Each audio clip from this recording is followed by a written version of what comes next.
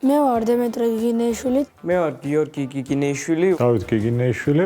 ეკატერინა ჟღენტი. ვართ დემეტრეს და გიოს მშობლები. ძალიან საინტერესო გარემო დაგვხვდა, ძალიან საინტერესო ამოცანა გქონდა, ესე ვთქვათ, დაგველაგებინა რამდენად ჯანსაღი პროდუქტები არის საუზმისთვის. მაგიდა ზაიდო სხვადასხვა საჭმელები და ეს საჭმელები უნდა დაგვედო ამ სხვადასხვა ფერის ყუთებზე. მწვანე ის უფრო ჯანსაღი იქნებოდა. ყვითელი იქნებოდა, ასე ვთქვათ, შუაში, ჯანსაღსა და junk food-ს, ასე ვთქვათ, მაგორ შორის. წითელი საერთოდ არა ჯანსაღი, ან ყოველ შემთხვევაში არც თუ ისე ჯანსაღი. ჩვენ ოჯახის საუზმე ძალიან მნიშვნელოვანი არის. დილის რუტინაში ეს არის ის, რასაც არასოდეს არ ვტოვებთ, ყოველ შემთხვევაში მაქსიმალურად ვცდილობთ, რომ გამოვტოვოთ.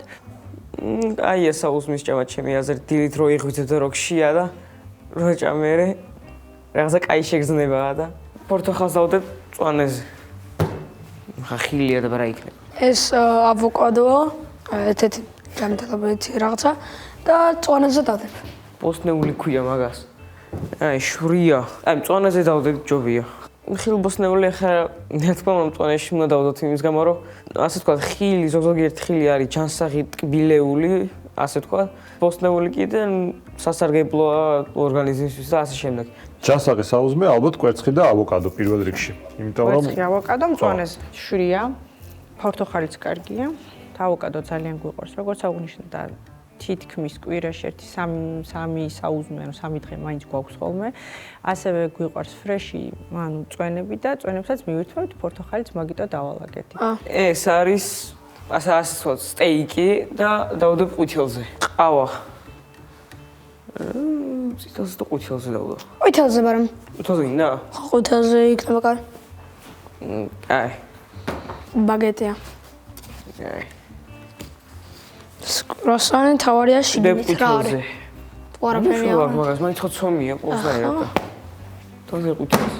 ცომიელიც ცოტა ცუდიც არის, რავი, ვერ გეტყვი, ძალიან ცუდიცაა, კაია, ვერ გეტყვი რა. ყველი და პური მე მგონი. ჯობია რომ სადღაც აი აქ უფრო ყვითელზე. დონატები, კრუასანი და სოსისები წითელი. ნამდვილად წითელზე. და ნუ წითელზე დავალაგეთ ისინი, რაც ასე თუ ისე მაქსიმალურად ვცდილობთ ყოველ შემთხვევაში ჩვენ ოჯახში არ იყოს და არ მივეწალოთ. ეს არის ტკბილეული ცომეული. არა მარტო საუზმეზე, არამედ საერთოდ არ მივირთვათ ეს პროდუქტები. კვერცხი ყვითელზე უფრო კაია. ეს რძეა, ყვითელზე ჯობია. რავი, რძეც, ყველიც ორივე კაიც არის. მაგიტო ერთი და იგივე ადგილას დავდეთ ყველი და რძე. კაი. დონატები ეს წითელზე იქნება. ცომიანიც არის და რა ქვია ტკბილიც რა და იცავს შაქარი. შაქარი ძალიან ის ცუდია ორგანიზმისთვის, მაგიტო დავდეთ წითელზე. ყავა ალბათ მაინც შუაში, იმიტომ რომ და მე მგონი ხორციც ყვითელზე. ყვითელზე რაც დავალაგეთ, ისინი არის ის, რასაც ვცდილობთ, რომ არ მივირთვათ დილით და აი ხანდახან მივირთმევთ ხოლმე მაგალითად პურს და ასე შემდეგ ცომეულს. ბავშვებმა პროდუქტები გაანაწილეს ნაწილობრივ იმის მიხედვით, რასაც ხშირად ვეუბნები ხოლმე, ანუ რომელი პროდუქტია ჯანსაღი და რომელი არ არის.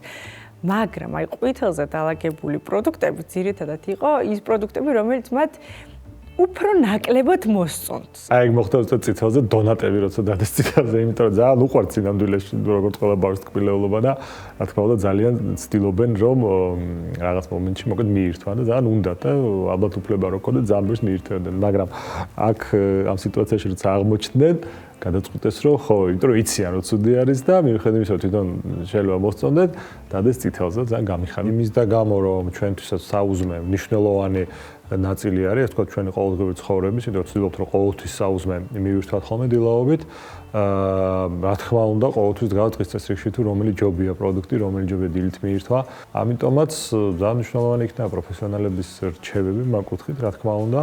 და ძალიან საინტერესო არის ჩვენც დაგვაფიქრა, იმიტომ რომ ესე ცალსახად არ გვიფიქრია ხოლმე, რომ რაღაცა მაინც და მაინც ეს ან მაინც და მაინც ის დილაობით და კარგია, მოკლედ სასიამოვნო იყო და ესე ვთქვათ, ფიქრის ადგილს ვიტოვებთ იმაზე თუ რა ჯობია რომ დილით მივირთვათ.